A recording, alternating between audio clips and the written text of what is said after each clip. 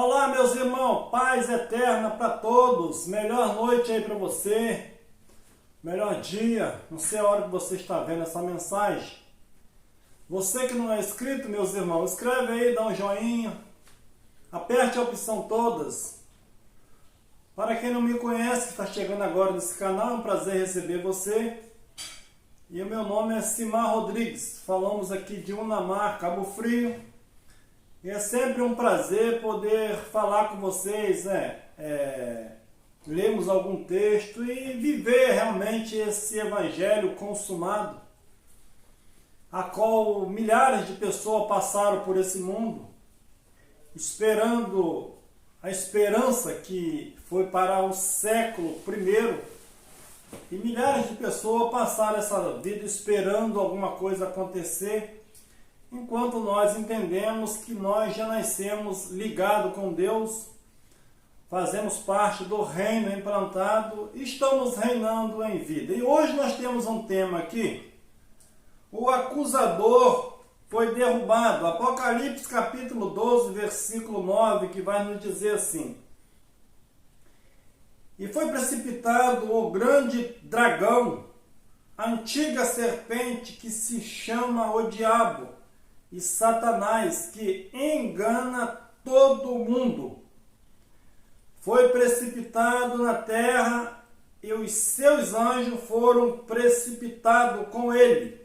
Versículo 10. Então ouvi uma grande voz no céu que dizia: agora é chegado a salvação e o poder e o reino do nosso Deus e a autoridade do seu Cristo, porque já foi lançado fora o acusador de nossos irmãos, o qual diante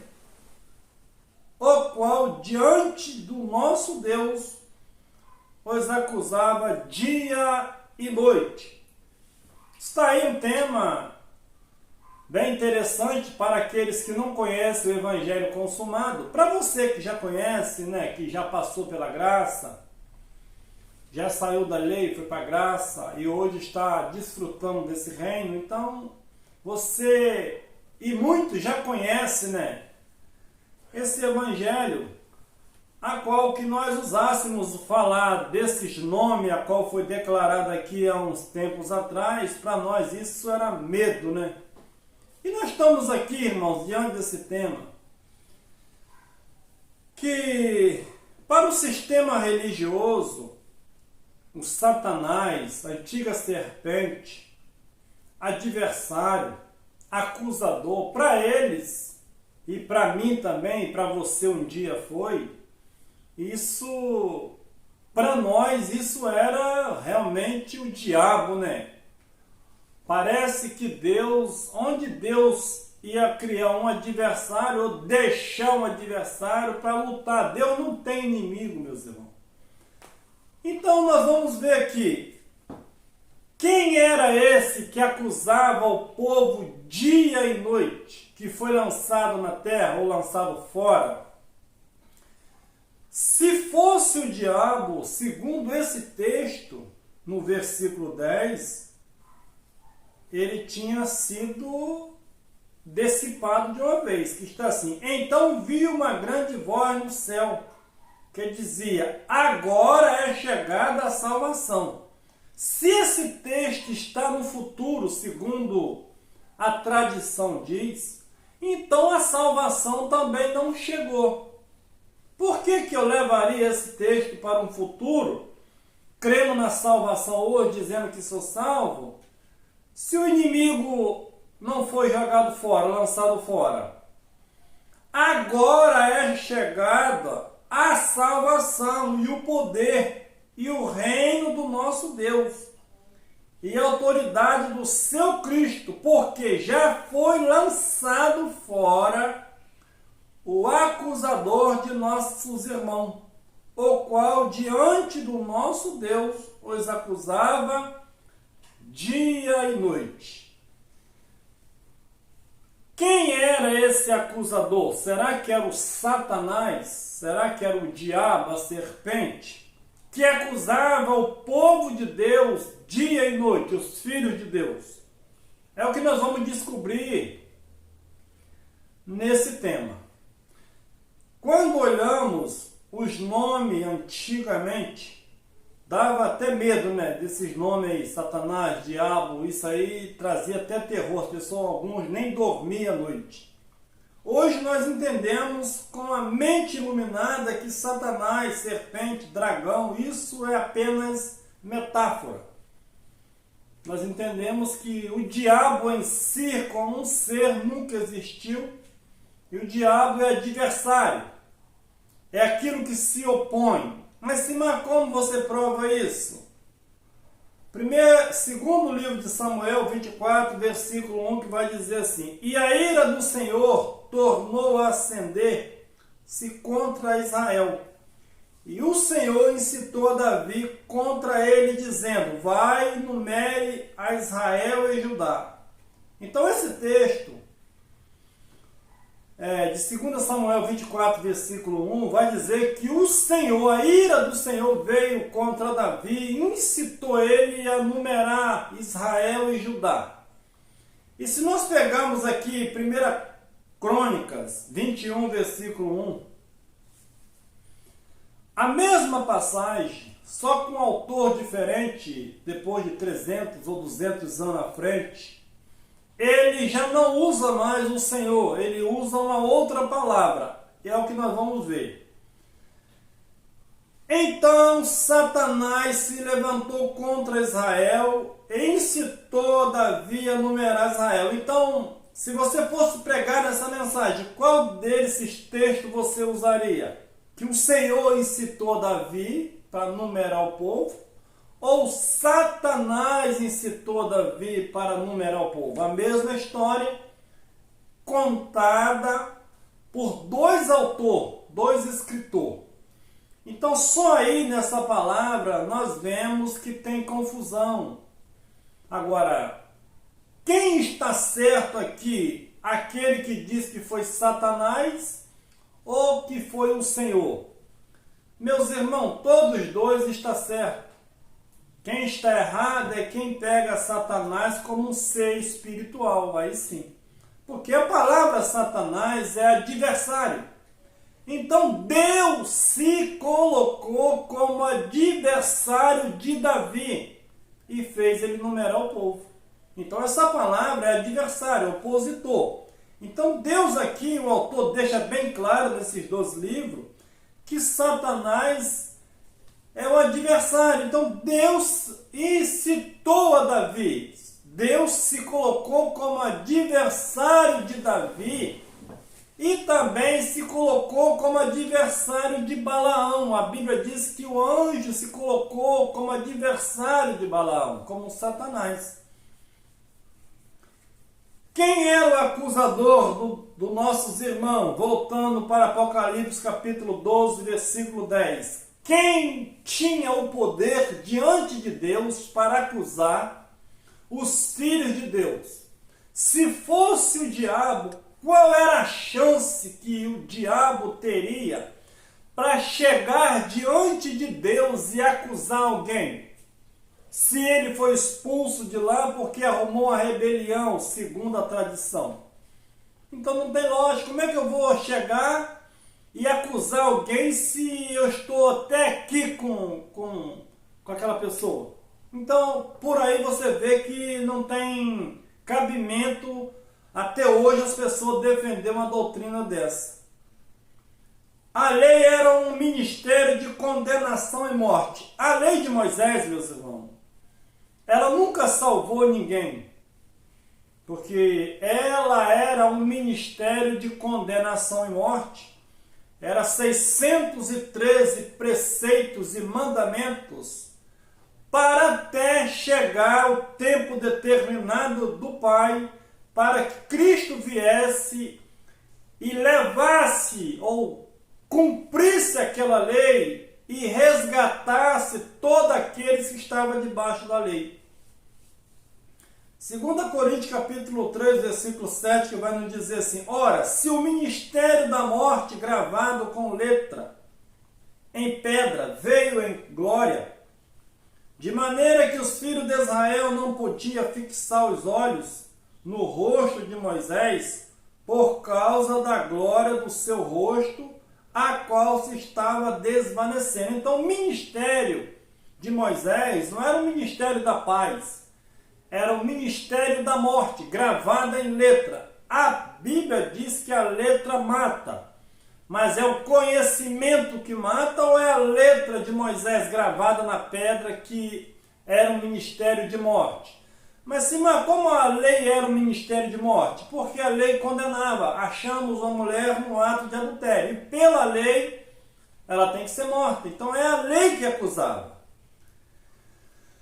Versículo 8. Como não será de maior glória o ministério do Espírito? Paulo está comparando a lei de Moisés, que veio em glória, que matava, quanto mais o ministério do Espírito, que é o que Cristo trouxe. Versículo 9. Porque se o ministério da condenação tinha glória, muito mais excede em glória o ministério da justiça. Se o ministério de condenação tinha glória, que o povo de Israel via a glória de Deus em Moisés, quanto mais o ministério da justiça, o ministério do Espírito, que deu vida a eles. A pergunta que não quer calar: quem era o acusador dos nossos irmãos lá no primeiro século? Com certeza, você que já tem a mente iluminada, você já vai ver que alguma coisa acusava. E o que acusava? Se o ministério de Moisés era um ministério de condenação e morte. Evangelho de João, livro histórico de João, capítulo 5, versículo 45, que vai dizer assim: não penseis que eu vos hei de acusar perante o Pai. Há um que vos acusa, Moisés, em quem vós esperais. Então Jesus estava ali conversando com os fariseus e ele estava dizendo: vocês estão pensando que eu vou acusar vocês diante do Pai? Já chega, já tem um que vos acusa. Quem é? Moisés. E é Moisés que você espera. Por quê? Porque ali, quando Cristo trouxe o Evangelho, o caminho novo, eles não quiseram aceitar. Eles disseram que Moisés era o Deus deles. Deus, entre aspas, era o que deu a lei para eles cumprir. Então Jesus está dizendo: vocês esperam por ele? É ele que vos acusa. Quem? Moisés que acusava, ou era o ministério de Moisés, que era a lei, 613 preceitos? Então aqui Jesus está provando que tinha um que acusava, era o mesmo de Apocalipse. O que acusava os filhos de Deus dia e noite? Jesus está dizendo que é Moisés, é o ministério de Moisés, é a lei que acusa. Porque todos aqueles que chegavam diante da lei, a lei mostrava o erro deles, o pecado, e eles eram acusados pela lei. E pela lei ninguém se salvaria. O que vinha pela lei era o pleno conhecimento do fracasso, do pecado, de errar o alvo. João 8, versículo 4, que vai dizer assim: disseram-lhe: mestre, essa mulher foi apanhada em flagrante adultério. Ora, Moisés nos ordena na lei que tais seja apedrejada. Mais uma prova que pela lei Moisés disse que ela teria que ser apedrejada. Ao acusador aqui: se não tivesse essa lei de Moisés, como aquela mulher seria acusada? Não tinha. Onde não há lei, não há acusação. Como é que hoje eu vou acusar uma mulher que adulterou para ser apedrejada? Não tem essa lei no Brasil. Ainda que ela praticou essa obra da carne, mas eu não tenho como acusar ela de morte, porque não tem uma lei que mata ela, que condena ela, que adultério no Brasil tem que morrer. Adultério é obras da carne, você está agredindo a moral do outro, você está vivendo uma vida desregrada. E aí, nós precisamos amar o nosso semelhante. Quando você ama, você não pratica essas obras. Você vai respeitar o seu próximo, vai andar diante da sociedade, diante de Deus, uma vida que você não precisa estar trazendo vergonha para você nem para os outros. Tu, porém, que diz? Então, havia uma lei, Jesus sabia que a lei de Moisés condenava aquela mulher. E Jesus, abaixando ali, você conhece o texto, ele começou escrevendo na areia e disse: quem nunca pecou? Meus irmãos, se Jesus dissesse quem não tem pecado, atira a primeira pedra, outra vez as pessoas atiravam. Por quê? Quem levou ela até ele, primeiramente queria pegar ele. E segundo eles, para eles não tinham pecado, pois o sacrifício de ano a ano purificava eles dos seus pecados. E Jesus, ele disse: quem nunca pecou? Então aí todo mundo soltou a pedra e foi embora. Então, erguendo-se Jesus e não vendo a ninguém, senão a mulher, perguntou-lhe: mulher, onde estão aqueles teus acusadores? Mais uma vez que eles tinham a lei e pegaram aquela mulher no pecado e levaram até Jesus. Jesus, com a palavra, ele rebentou todos ali. E ele diz: cadê os seus acusadores? Meus irmãos, hoje o que mais tem é acusadores. Mas é difícil uma pessoa para estender a mão. Ah, você está passando a mão em cima do erro? Não, meus irmãos. Paulo diz que nós não podemos olhar para o nosso irmão segundo a carne. Se o seu irmão errou o alvo, praticou uma obra da carne, conversa com ele. Se ele parar com aquilo, você ganhou um amigo. Você ganhou ele. De quê? Daquele mal que ele estava praticando, que às vezes ele está meio enrolado na vida carnal. Então uma ajuda, uma mão amiga, uma boa palavra pode salvar o seu amigo. Salvar diante de Deus, não salvar daquela situação. Cadê os seus acusadores? Ninguém te acusou?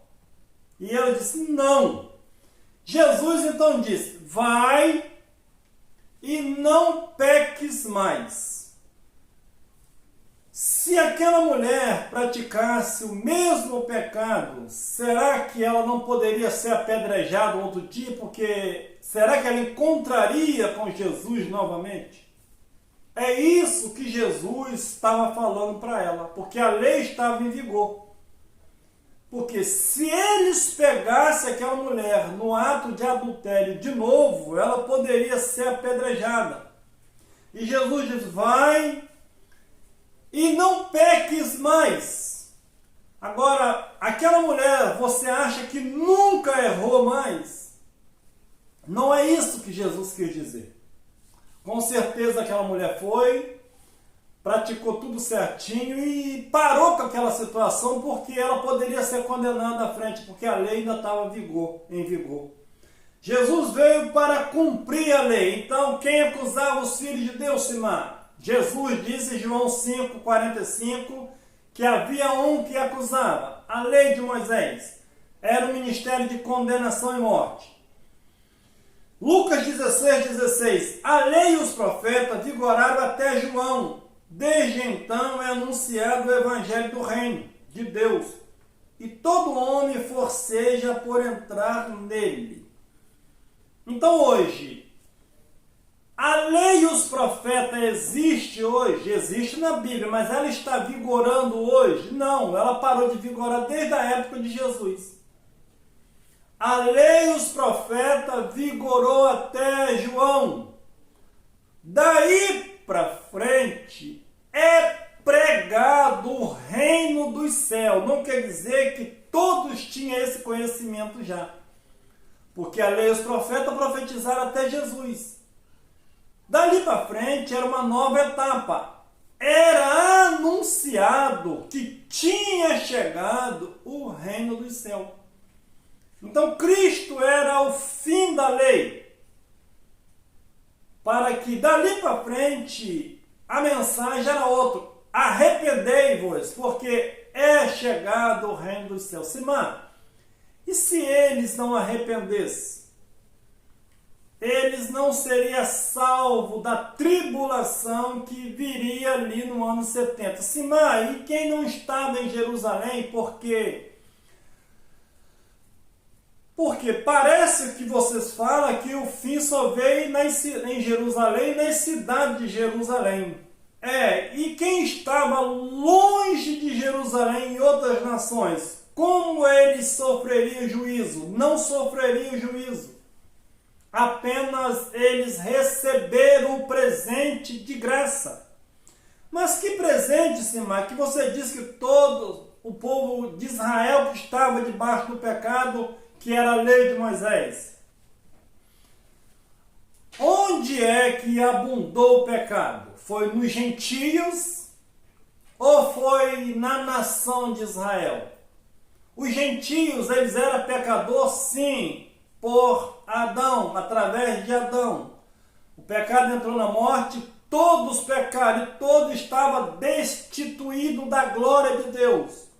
Quando Cristo veio, primeiramente ele resgata aqueles irmãos israelitas que estavam debaixo dos 613 preceitos, pelo sangue ele paga a dívida e agora é anunciado o juízo para aqueles que permanecessem diante da lei, tendo a lei como justificação, que pelas obras da lei nenhuma alma seria justificada. Então, entendendo que o resgate de Cristo foi tirando eles daquela posição de pecadores que a lei condenava eles, e também pagando a dívida de Adão, que a morte passou a todos. Que morte? Morte espiritual, a separação de Deus. Tanto os gentios como os judeus receberam a dádiva de Deus. Receberam, e nós, Simão, recebemos. Nós só recebemos a dádiva de Deus porque nós já nascemos no reino. A graça de Deus para eles se manifestou salvadora. Para nós se manifestou como? Manifestou já com esse entendimento que nós já nascemos no reino. A eles foram anunciado o reino. Nós já nascemos no reino. Mas infelizmente as pessoas não acreditam nisso. O fim da lei era Cristo. Se mal o fim da lei era Cristo, que palavra é essa? Meu irmão, vamos pensar um pouquinho. Você está debaixo da lei de Moisés hoje? Eu pergunto para você. Se você estiver debaixo da lei de Moisés, o fim da lei para você é Cristo. Mas eu pergunto a você, a lei de Israel, a lei de Moisés, era para qual nação? Mas se mantinha gentil lá que eles se convertiam ao judaísmo, eles tinham lei como era para eles. Sim, era circuncidado, guardava todos os rudimentos da lei. Eu pergunto para você, que rudimento da lei você guarda hoje? Você é circuncidado? Então o fim da lei era Cristo. O fim da lei hoje não é Cristo, porque não tem lei de Moisés hoje como parâmetro para salvação. Romanos capítulo 10, versículo 4, que vai dizer assim: pois Cristo é o fim da lei, para justificar a todo aquele que crê. Simão, e se as pessoas não crescem, como ele seria justificado? Não tinha como ser. porque pelas obras da lei ninguém seria justificado, e Cristo era o fim da lei para quem? Para todos, aqueles que nele crê. Mas todos quem? Todos aqueles que estavam debaixo da lei. E quem não estava debaixo da lei? Recebia a salvação, a bênção de Deus somente pela fé. Pela fé vocês foram salvos. Gálatas capítulo 3, versículo 21, que vai nos dizer assim: é a lei então contra as promessas de Deus? Paulo mesmo responde: de modo nenhum, porque se fosse dado uma lei que pudesse vivificar, a justiça na verdade teria sido pela lei. Se a lei justificasse alguém, a justiça não seria pelo sangue, seria pela lei. Então o fim da lei era Cristo. E quem não estava em Cristo estava esperando a justificação pela lei. Mas quem veio primeiro, a lei ou a promessa? Segundo Paulo, a promessa veio primeiro. Em Abraão seria bendita todas as famílias. Bendita de quê? Da morte de Adão, da separação de Deus. Todas as famílias da terra foram benditas na cruz. Tanto judeus como gentios, gregos, todas raça humana. Versículo 22. Mas a Escritura encerrou todos debaixo do pecado. Todos quer dizer quantos, meus irmãos? Para que a promessa pela fé em Jesus Cristo fosse dada ao que crer. Então, Deus encerrou a todos debaixo do pecado, não debaixo da lei. Porque se ele encerrasse todos debaixo da lei, a lei também precisava ser das outras nações, no Egito, em Roma. Mas ele encerrou a todos debaixo de quê? Do pecado. Que pecado seria esse? O pecado original. Para quê? Para que ele usasse de misericórdia para com todos, aquele que cresce. E hoje, Simar, quem não crê em Cristo, como ele é justificado? Justificado de quê? Existe morte de Adão? Simar, e se eu não crer hoje? Você é um ateu. Quem não crê em Deus, meus irmãos, é um ateu. Você crê em Deus hoje para ser salvo, para herdar o reino, ou você crê que em Deus porque você entendeu que já é filho do reino? Então hoje, eu tenho que crer para quê? Eu tenho que crer que eu sou um filho de Deus. E se eu não creio que eu sou um filho de Deus, você vai morrer sendo um filho de Deus pobre, sem entender. Versículo 23. Mas antes que viesse a fé, estávamos guardados debaixo da lei, encerrado para aquela fé que se havia de revelar. Simar, como Abraão foi justificado pela fé, se a fé perfeita não tinha vindo? Segundo Paulo, a fé perfeita não tinha vindo na lei. Mas em Abraão já havia fé perfeita, que ele seria justificado pela fé. Ele foi justificado pela fé sem as obras da lei, porque nem a lei havia ainda. De modo que a lei se tornou nosso aio para nos conduzir a Cristo. A lei para você se tornou como aio para te conduzir a Cristo. Qual é a lei? Quando eu e você nascemos, meus irmãos, já não havia mais lei de Moisés como justificação. Então a lei conduziu eles até Cristo. De Cristo para frente, a lei já não conduziu mais ninguém. A lei tornou algum aio para você para te conduzir a Cristo? Ou era para eles? A fim de que pela fé fôssemos justificados. Então hoje, Se eu vou ser justificado pela fé, mas de quê? Qual é a justiça hoje que vai aplicar em mim para me ser justificado pela fé? Eu estou trazendo o pecado de Adão de volta? Onde Paulo disse que Romanos 5 que a morte reinou de Adão até Moisés. Que morte que existe hoje? Morte espiritual não existe, foi morta. Está enterrada. Versículo 25. Mas depois que veio a fé, já não estamos mais debaixo do aio ou debaixo da lei. Deus fez uma promessa a Abraão, que em Abraão seria bendito a todas as famílias.